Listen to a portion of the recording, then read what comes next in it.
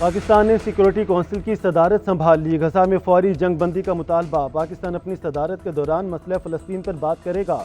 UN charter کے مطابق تمام تنازعات کا پرامن حل چاہتے ہیں، سفارتکاری اور ثالثی پر یقین رکھتے ہیں۔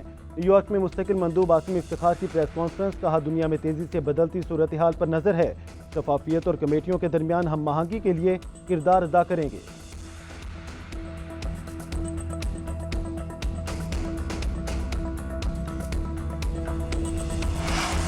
پاکستان اور امریکہ کے درمیان باہمی محصولات پر مذاکرات حتمی مرحلے میں داخل۔ پاکستان کا تجارتی وفد امریکہ کے ساتھ معاہدہ حتمی شکل دینے کے لیے واشنگٹن پہنچ گیا۔ سیکرٹری تجارت جواد پال کی قیادت میں اعلیٰ سطحی وفد امریکی حکام سے مذاکرات کرے گا۔ امریکی بینکی ریکوڈک منصوبے میں $1 ارب تک فائنانسنگ پر دلچسپی۔ وزیر خزانہ محمد اورنگزیب اور امریکی وزیر تجارت کے درمیان ملاقات میں پیش رفت پر اطمینان کا اظہار۔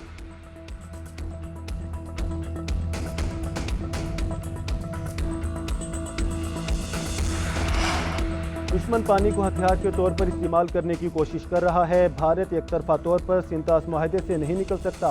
عالمی ثالثی عدالت میں بھارت کو سبکی کا سامنا کرنا پڑا۔ وزیر اعظم شہباز شریف کا نیشنل ایمرجنسی آپریشن سینٹر میں خطاب۔ بولے اپنے وسائل سے دیامر بھاشا اور دیگر منصوبے مکمل کرنے کے لیے پرعزم ہیں۔ فیصلہ کیا ہے اپنے پانی کے ذخائر میں مزید اضافہ کریں گے۔ سوات واقعہ افسوسناک ہے، قیمتی جانیں ضائع ہوئیں۔ سیاست سے بالا تر ہو کر ہمیں اس کا جائزہ لینا چاہیے۔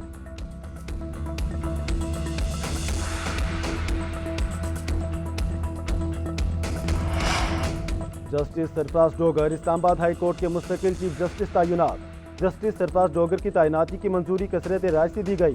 Justice Atiq Shah chief justice Peshawar high court, justice Rozi Khan chief justice Balochistan high court مقرر۔ سندھ ہائی کورٹ کے چیف جسٹس کے لیے جسٹس جنید غفار کے نام پر اتفاق۔ چیف جسٹس یحییٰ افریدی کی زیر صدارت جوڈیشل کمیشن اجلاس کا اعلامیہ جاری۔ جسٹس منصور علی شاہ کا کمیشن کی کارروائی پر اعتراض۔ پہلے 26ویں آئینی ترمیم کا فیصلہ کرنے کی رائے دی۔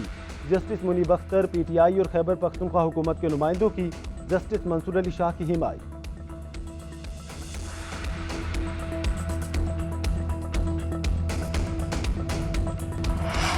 حکومت کا 5 لاکھ میٹرک ٹن چینی بیرون ملک سے منگوانے کا فیصلہ۔ نائب وزیر اعظم اسحاق ڈار کی زیر صدارت اجلاس۔ چینی کی درآمد ٹریڈنگ کارپوریشن اور نجی شعبے کے ذریعے کرنے کا فیصلہ کیا گیا۔ اسحاق ڈار کا کہنا ہے کہ چینی کی دستیابی اور قیمت میں استحکام ترجیح ہے۔ ضروری اشیاء عوام کو مناسب قیمت پر فراہم کرنا اولین ہدف ہے۔ اجلاس میں سندھ، بلوچستان اور خیبر پختونخوا کے چیف سیکرٹریز کی شرکت۔ وزارت خوراک اور وزارت صنعت کے سیکرٹریز بھی موجود تھے۔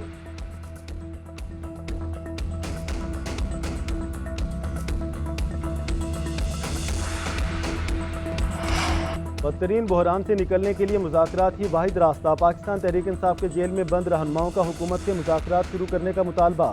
مذاکراتی کمیٹی میں اسیر رہنماؤں کو بھی حصہ بنانے کی درخواست۔ شاہ محمود قریشی، میاں محمود رشید، ڈاکٹر یاسمین راشد، اعجاز چودھری اور عمر چیمہ کے دستخط شدہ مطالبات سامنے آ گئے۔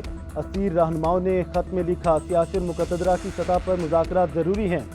کسی فریق پر مذاکرات کے نام پر تنقید کرنا سارے عمل کو سبوتاژ کرنے کے مترادف ہے۔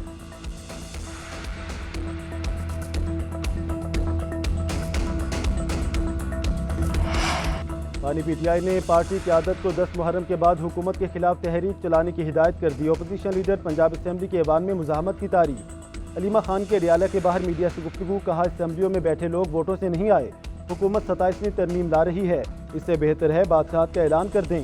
سلمان اکرم راجہ بانی پی ٹی آئی کے کیسز ہینڈل کرتے ہیں، مجھ سمیت کسی رہنما کو بھائی سے ملاقات کی اجازت نہیں ملی، صرف عظمیٰ خان اور نورین نیازی کی ملاقات کرائی گئی۔